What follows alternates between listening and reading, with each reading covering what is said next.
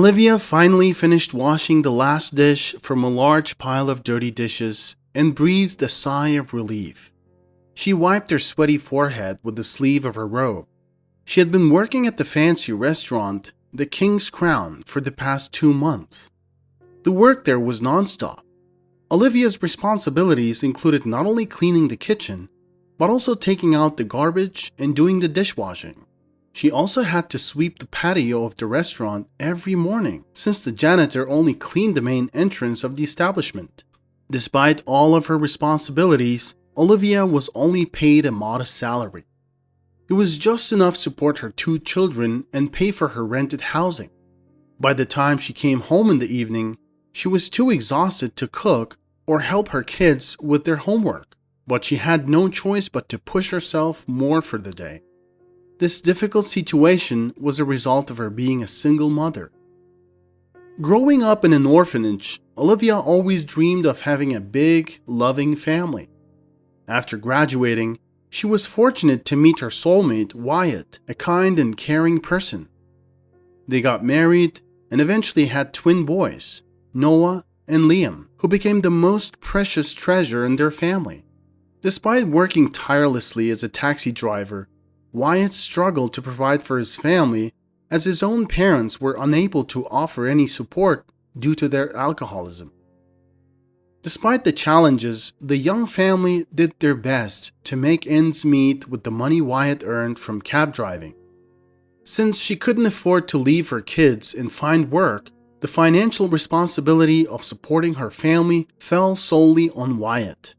He went to great lengths to earn as much as possible, working night shifts and even breaking the cab driving rules by working illegally. Despite his efforts, the percentage of income from driving a taxi was small. Unfortunately, one day, Wyatt fell asleep at the wheel from exhaustion and got into a fatal accident. The death of her husband was a devastating blow for Olivia. She was now left alone to raise her 2 young children, who were just starting first grade without any help or support. Overcoming her own shyness and fear of leaving her sons alone, Olivia began to slowly earn money in low-paying jobs. At first, she would go door to door twice a day, distributing flyers and free newspapers in mailboxes. She also put up ads on special stands near public transportation stops. Although the pay was minimal, these jobs helped Olivia and her family to survive. 3 years have passed since her husband's death. Olivia still thought of Wyatt every day and missed him greatly. However, her 2 beautiful sons helped her to keep going and not give up. Getting a job in a restaurant was a stroke of luck for Olivia. Although the pay was still low, it was much more than what she had been earning by posting ads. This was more important for her at the time. She had grown accustomed to the various difficulties of making ends meet. Working as a dishwasher didn't seem so bad to her. The only thing that constantly worried Olivia was the way her sons, Noah and Liam, were treated at school. They were often bullied and made fun of because of their family's poverty and modest possessions. Olivia's children dressed as simply as possible: practical trousers and sweaters, cheap cotton shirts. If something got torn, she would try to fix it instead of buying new clothes. The only thing Olivia couldn't control was time, as her children inevitably grew and needed new clothes and shoes that fit them. Unfortunately, Olivia herself couldn't afford to buy even the simplest new blouse and had to make do with worn-out clothes that were close to falling apart. "Your last name should have been Brokey, not Richie," Noah and Liam were teased by their wealthier classmates. The children didn't understand that their family was forced to live modestly against their will. "Look at them, they can't even afford a donut." Their classmates laughed at the brothers in the school cafeteria. "Get out of here, you bastards. How do we know? Maybe you're stealing from others while you're standing in line. You're not getting anything anyway. Get out of here."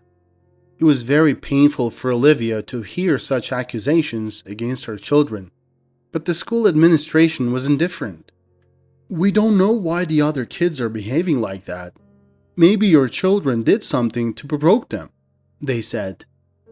Olivia often wished she could take her twin sons and enroll them in a school far away where they wouldn't be bullied because of their difficult home situation. However, she knew she didn't have the means to do so at the moment. Even though the school the boys attended was close to their home, Olivia still held on to the hope that one day she would be able to break free from the daily struggles they faced. In the meantime, she did her best to comfort her boys and support them. One day, while cleaning the restaurant, Olivia noticed several plates of leftover food in a corner of the kitchen next to the garbage can. Upon closer inspection, she realized that these were not just scraps of cold food. Many of the dishes were still untouched. Customers had paid for them and then, for some reason, left them uneaten. Now, they were about to be thrown away. Among the leftovers were not only cold appetizers and cheese plates, but also side dishes, pasta, soup, and even broccoli mashed potatoes. As Olivia looked at the edible treasure, her stomach growled loudly. She hadn't eaten since the previous night and had given the last bit of porridge to her children for dinner. With undisguised appetite, she looked at the plates of food.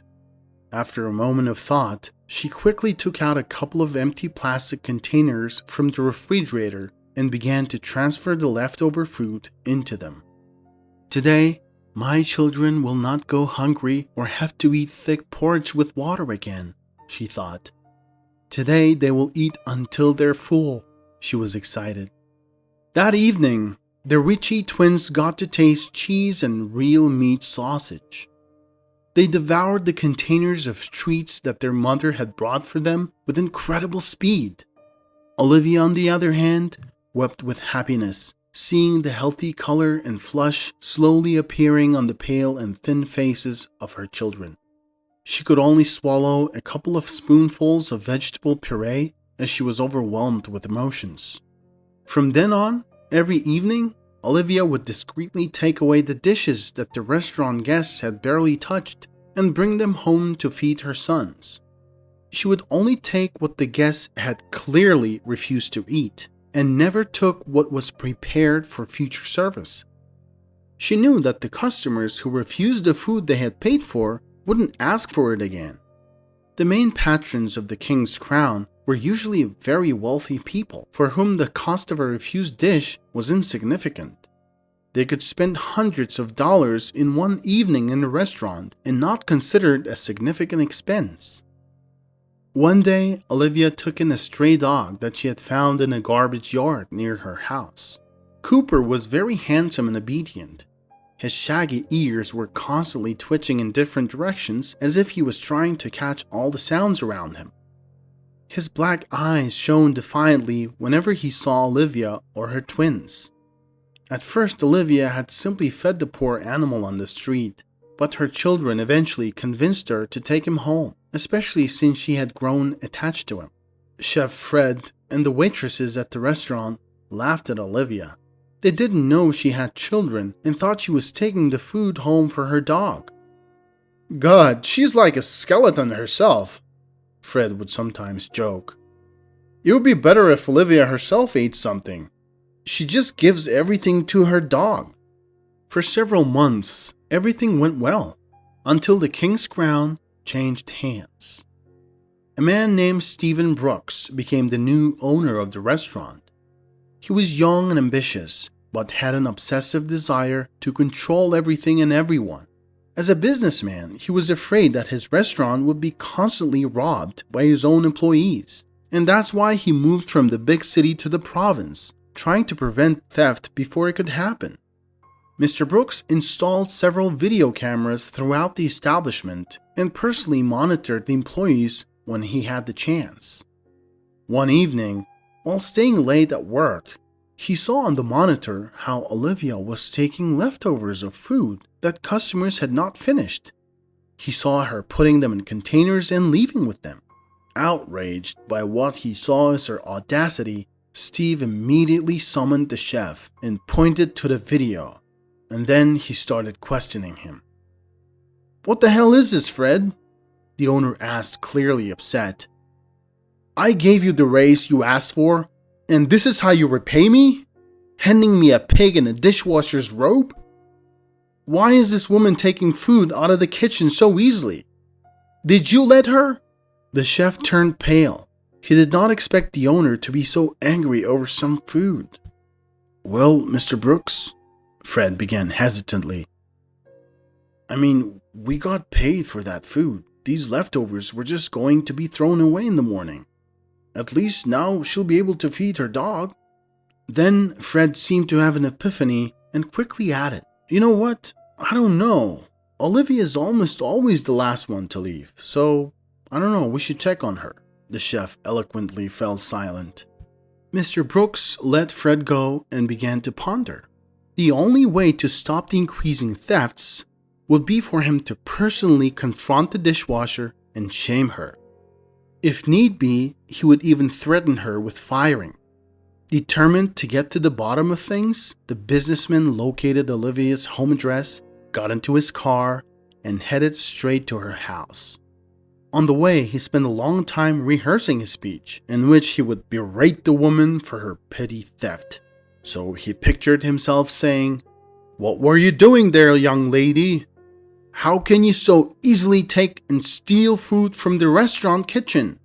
Sure, maybe it's leftovers for which the full amount of the bill has already been paid, but how can you feed raw food to a dog? I understand that some waste is tolerable, but these ingredients are expensive. The economy is in crisis right now. Food prices are exorbitant, and what you're doing is equivalent to stealing money from the company." Mr. Brooks was approaching the house. He didn't realize that he had driven to the outskirts of the city, to one of the poorest and most run-down neighborhoods. As he climbed the worn-out stairs, Mr. Brooks hesitantly rang the doorbell. A second later, Olivia herself answered the door. She quickly silenced her barking dog and looked in surprise at her unexpected late-night guest. Good afternoon," Mr. Brooks began briskly. "Are you Olivia Ritchie, if I'm not mistaken?" Olivia continued to look at him with a confused expression. Finally, the bewildered woman replied, "Yes, it's me. But who are you? Forgive me for asking." Olivia had not yet met the new owner of the restaurant and therefore didn't know what he looked like. "Oh, I apologize for coming at this hour. I'm the new owner of the King's Crown. I have a very serious conversation with you. May I come in?" The dog continued to bark. Olivia struggled to calm the animal before she could let the businessman inside. Once he was inside, Mr. Brooks immediately noticed the difficult conditions the family was living under. The hallway had sagging wallpaper and an old electric floor lamp instead of a chandelier. Without meaning to, Mr. Brooks looked past Olivia and saw a small square kitchen where, to his great surprise, two twin boys were sitting, happily eating the very leftovers from the restaurant. Mr. Brooks got surprised. "You have children?" Yes, as you can see," Olivia answered calmly. Mr. Brooks went pale. "Oh my God. I'm really sorry. I came here to reprimand you. I thought you were stealing food from the kitchen and feeding it to your dog. I'm really sorry. I had no idea you had children." "Oh, yeah, those were for my children," Olivia said with a bitter smile. "Our guests hardly tried these dishes, and at the end of the shift, me or Fred still had to dispose of them. Please understand, I would never have done this if it were dishes intended for the customers. But after all, the customers themselves refused them after paying for them. I mean, in terms of money, the restaurant doesn't suffer any losses." Mr. Brooks felt extremely embarrassed. "Oh, no, don't worry, it's all good. You know what, let's do it this way.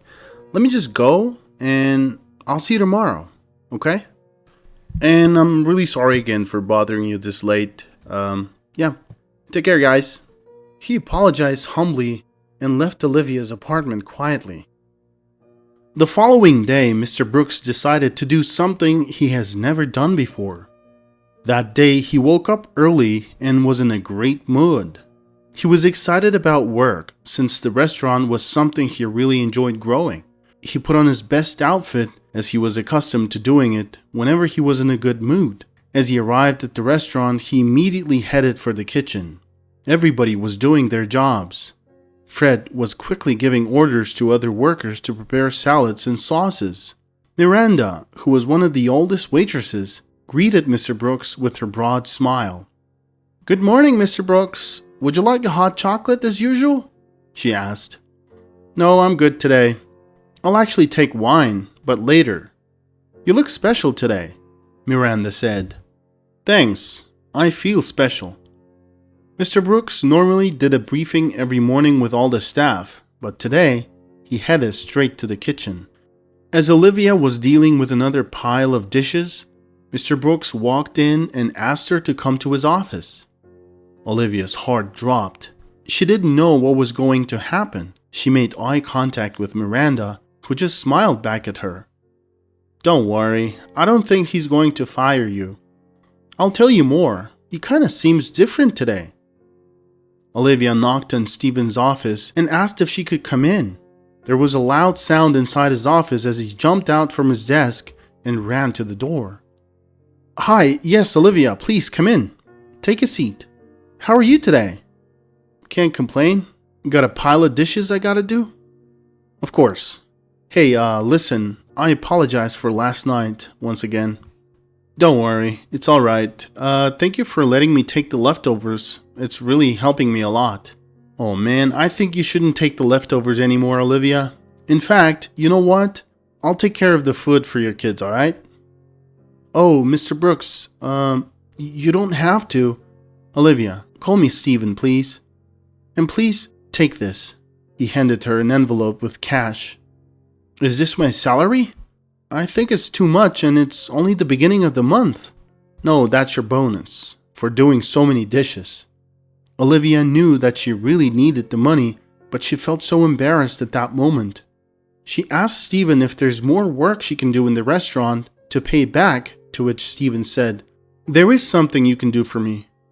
Do you think you and the twins can accompany me on a trip somewhere?"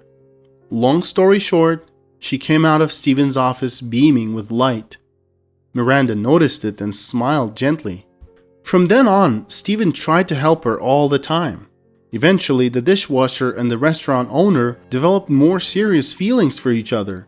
Although Olivia knew that Stephen could never replace her children's father, she still considered him a kind and loving person for her and her kids. Meanwhile, Stephen was still trying to reduce the financial losses in his restaurant. The true culprit behind the theft of valuable goods was finally discovered. It was the chef, Fred. He was an excellent chef, but it turned out he had some problems with local gangsters. Before coming to work in the King's Crown, he had worked as a chef of a gang leader at his house. He made good friends and started dealing drugs as a side hustle. But soon he had accumulated debt with drug dealers and was unable to pay them back a large sum. As a punishment, they obliged him to find products and cook at the gang's leader's house until he repays his debt. As a result, he began stealing high-end items from the kitchen. Fred was caught on camera while he was taking expensive fish from the fridge. After everything that had come up, Fred was expecting to be fired immediately. Stephen called Fred to his office and they talked. "Why didn't you tell me?" Steve began. "I'm sorry, Steve. I'm sorry. I was gonna say it, but I was just desperate. These guys, they were threatening to hurt my family." "Why didn't you go to the police, man? These are serious matters. You can't just try to fix things by stealing, man." Fred was one of the best chefs in town. Before Steve became successful in the city, he used to live in this town. He started his journey with a food cart. Fred was the first employee that Steve had hired. Fred just loved his job and often went the extra mile to help Steve. When Steve decided to move to the city, they fell off for a while. "Fred, you're one of the best chefs. I've known you since we were young. I want to trust you, alright?" "Yes, Steve." "Don't get me wrong, man. I'm not making millions here, but I'm going to give you another chance. You've been really good to me and helped me a lot when I was starting out. I will never forget that, but please, be honest with me, okay?" "Sure, Steve. Thank you so much." "How much?" "What?" What's your debt? Oh, it's 20 grand, man. Alright, consider it covered. I'm gonna talk to them. Steve didn't want to fire Fred. Also because if he wasn't stealing, he wouldn't have ended up learning more about Olivia and her sons. And now he was seriously considering proposing to Olivia and adopting Noah and Liam. He had asked Olivia to move into his place with the boys.